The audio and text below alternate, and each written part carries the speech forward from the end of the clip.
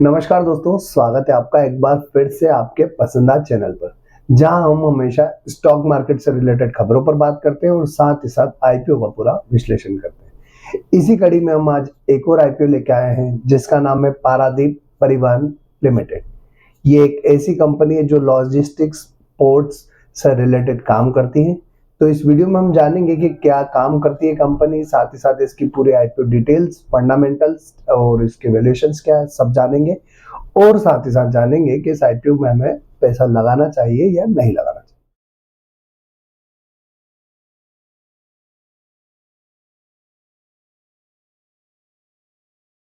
उससे पहले दोस्तों, मैं हूं आपका दोस्त राजेंद्र सिंह गौड़, और यदि अगर अभी तक चैनल सब्सक्राइब नहीं किया तो चैनल सब्सक्राइब करके बेल आइकॉन जरूर प्रेस कर दीजिएगा, ताकि आने वाले समय में लेटेस्ट अपडेट आपको मिलते रहे। और साथ ही साथ टेलीग्राम, इंस्टाग्राम, फेसबुक, ट्विटर सभी का लिंक डिस्क्रिप्शन में दे रखा है, जहां से आप हमें फॉलो करके लेटेस्ट अपडेट प्राप्त कर सकते हैं।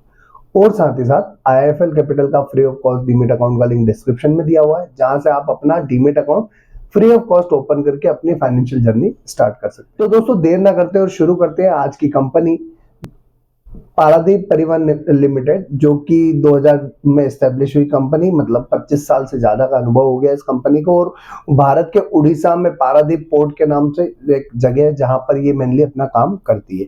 कंपनी के अगर काम की बात करें तो कंपनी कार्गो हैंडलिंग, ये कंपनी इंपोर्ट और एक्सपोर्ट के कार्गो जो होते हैं और बल्क कार्गो का काम संभालती है। साथ ही शिप हस्बेंड्री की बात करें तो ये कंपनी दुनिया भर की शिप्स को कई शिप हस्बेंड्री से रिलेटेड सर्विसेज प्रोवाइड करते हैं। दोस्तों, अभी तक हमने एनिमल हस्बेंड्री का नाम सुना था। शिप हस्बेंड्री की अगर बात की जाए तो शिप हस्बेंड्री का अगर मतलब समझे हम, तो जो भी पोर्ट पर कोई भी जहाज आते हैं तो उनको नॉर्मल मेंटेनेंस जो होते हैं, इनिशियल लेवल के मेंटेनेंस, जिससे शिप आसानी से अपने जो वर्किंग है या यूं कहे कि उनके डेली बेसिस के जो रूटीन वर्कआउट है वो प्रॉपरली कर सके, वो सर्विसेज प्रोवाइड करने का कंपनी काम करती है। साथ ही साथ कंपनी स्टीव डोरिंग जैसी सर्विसेज भी प्रोवाइड करती है, और ड्रेजिंग के लिए भी कंपनी जो है अपनी सर्विसेज प्रोवाइड करती है, जिसमें भारत और दक्षिण पूर्व एशिया के विभिन्न बंदरगाहों में कंपनी ड्रेजिंग सेवाएं प्रोवाइड करती है। अपनी कस्टम क्लियरेंस का काम भी कंपनी करती है, और साथ ही साथ कंपनी ट्रांसपोर्टेशन की सेवाएं भी प्रोवाइड करती है, जिसमें कंपनी पोर्ट से लेके तो माइनिंग तक और इंट्रा ट्रांसपोर्ट जैसी सेवाएं भी प्रोवाइड करती है। अब पारादीप परिवहन लिमिटेड की बात करें कि कहाँ कहाँ ये अपने सर्विसेज प्रोवाइड करती है, तो गोपालपुर, पारादीप, हल्दिया, विशाखापट्टनम, जाजपुर, जोड़ा और बाल बीच, चंदीखोल, कटक और तालचेर में काम कर रही है। ये company cargo shipping, cement, steel और रेलवे साइडिंग जैसे क्षेत्रों में भी अपना सेवाएं प्रोवाइड कर रही है। कंपनी की अगर बात की जाए तो ये bulk cargo handling, logistic, transportation और मैन पावर सप्लाई का भी काम कंपनी करती है। ये कंपनी कुछ फर्टिलाइजर सेक्टर में भी अपने सर्विसेज प्रोवाइड करते हैं, जिसमें ये जो है रसायन बनाने का काम करती है, जिसमें डाई अमोनियम फास्फेट, डीएपी जो है मुख्य रूप से एक जटिल फास्फोर फर्टिलाइजर है, जिसको बनाने का काम ये कंपनी करती है। इस कंपनी की अगर एम्प्लॉय स्ट्रेंथ की बात की जाए मार्च 2025 तक, तो 11,124 एम्प्लॉयज कंपनी के पास हैं। मतलब ये कंपनी एसएमई सेक्टर में अपना आईपीओ लेके आ रही है। और अगर इसकी स्ट्रेंथ देखी जाए तो ये मेन बोर्ड आईपीओ के स्ट्रेंथ वाली कंपनी दिखती है। तो आगे अब हम समझते हैं कि इस कंपनी के आईपीओ डिटेल्स क्या है।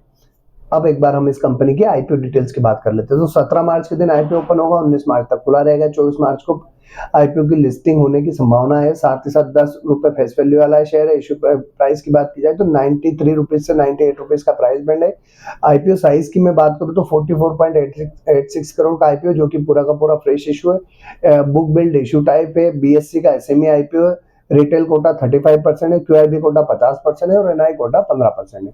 अब मिनिमम इन्वेस्टमेंट की बात की जाए तो 1200 शेयर के लिए आप इसमें अप्लाई कर सकते हो, 1,17,600 रुपए के लिए। और रिटेल का मैक्सिमम भी यही अमाउंट रहेगा। स्मॉल एचएनआई का मिनिमम जो रहेगा 2400 शेयर, 2,35,200 रुपए के लिए। अब एक बार हम इस कंपनी के फाइनेंशियल्स भी देख लेते हैं कि फाइनेंशियली कंपनी का परफॉर्मेंस कैसा है। तो अगर इसका देखें तो मार्च 22 से लेके तो सितंबर 2024 तक के अपने फाइनेंशियल्स कंपनी ने शो किए हैं।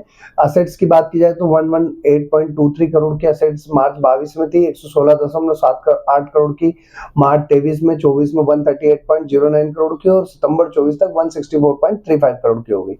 अगर रेवेन्यू की बात की जाए तो 188 करोड़ की मार्च 22 में, 202 करोड़ की मार्च 23 में, 211 11 करोड़ की मार्च 24 में, और सितंबर 24 तक की देखें तो 137.94 करोड़ की मार्च 24 तक सितंबर 24 तक हो चुकी है। अगर प्रॉफिट आफ्टर टैक्स की बात करें तो 2.84 करोड़ का मार्च 22 का, 6.56 करोड़ का मार्च 23 का, 15.02 करोड़ का मार्च 24 का, और सितंबर 24 तक 5.18 करोड़ का हो चुका है। नेटवर्थ की बात किया 28.1 करोड़ की मार्च 22 की, 34.65 करोड़ की मार्च 23 की, और 59.89 करोड़ की सितंबर 24 तक बढ़कर हो चुकी है। वहीं रिजर्व और सरप्लस की हम बात करें तो 22.85 करोड़ का मार्च 22 में था, जो बढ़ के 48.55 करोड़ का सितंबर 24 तक रिजर्व इस कंपनी का हो चुका है। बोरोइंग की बात की जाए तो 47.17 करोड़ की मार्च 22 में थी, 36.11 करोड़ की मार्च 23 में हो गई, 35.09 करोड़ की मार्च 24 तक, और 46.21 करोड़ की जो है सितंबर 24 तक हो चुकी है।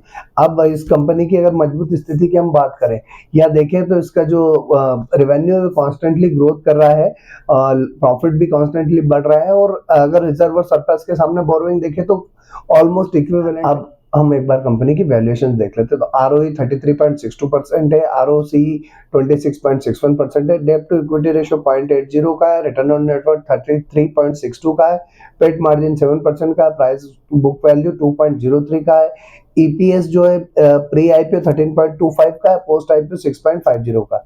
PE रेशियो की अगर बात की जाए तो 7.4 का जो है प्री IPO, पोस्ट IPO 15.07 का हो जाएगा। तो IPO के बाद PE जो है इसका 15 के आसपास हो जाएगा, जो कि इस सेक्टर का अगर हम देखें तो एवरेज जो PE आता है उसके आसपास आ रहा है SME सेक्टर का। वहीं अगर इसकी स्ट्रेंथ की बात करें तो ROE ROC इसकी काफी अच्छी है, और रिटर्न ऑन नेटवर्थ भी काफी अच्छा है। अब ये कंपनी को IPO लाने की जरूरत क्यों पड़ी, तो अगर इन्होंने देखे इनका ऑब्जेक्टिव तो इन्होंने मेंशन किया कि इनको वर्किंग कैपिटल के लिए फंड्स की रिक्वायरमेंट है, और जनरल कॉर्पोरेट पर्पस के लिए इनको फंड्स की रिक्वायरमेंट है।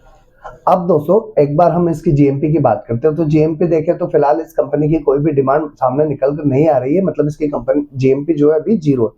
तो GMP वैसे भी हम पहले कई बार डिस्कस कर चुके हैं कि GMP जस्ट एक आपको ओवरव्यू देता है डिमांड और सप्लाई के अकॉर्डिंग। मार्केट का सिनारियो अच्छा होता है तो GMP ऑटोमेटिकली बढ़ती हुई दिखती है, बट अभी मार्केट का सिनारियो खराब है तो GMP भी कंपनीज की नहीं आ रही है। अभी हमने जितने भी IPOs देखे उनमें अगर देखें तो इसका फाइनेंशियल्स अच्छे दिख रहे हैं। तो अब इस IPO में पैसा लगाना है नहीं लगाना है, उससे पहले अगर अभी तक चैनल सब्सक्राइब नहीं किया तो चैनल जरूर सब्सक्राइब कर दीजिएगा, और साथ ही साथ इस वीडियो में दी गई जानकारी आपको अच्छी लगी तो लाइक जरूर कर दीजिएगा। लाइक और कमेंट करेंगे तो हमें भी अच्छा लगेगा। और IIFL कैपिटल का free of cost demat account का लिंक डिस्क्रिप्शन में दे रखा है, जहां से आप अपना डीमेट अकाउंट ओपन करके अपनी फाइनेंशियल जर्नी स्टार्ट कर सकते हैं। दोस्तों अभी इस IPO में अगर मेरा ओवरव्यू देखा जाए तो मैं इसको अवॉइड करूंगा। आप क्या करने वाले कमेंट बॉक्स में कमेंट करके जरूर बताइएगा। कंपनी इतनी अच्छी है कि आने वाले समय में ये अच्छा परफॉर्म कर सकती है, ROE अच्छा है इसका, ROC अच्छा है, डेब्ट टू इक्विटी रेशियो कम है।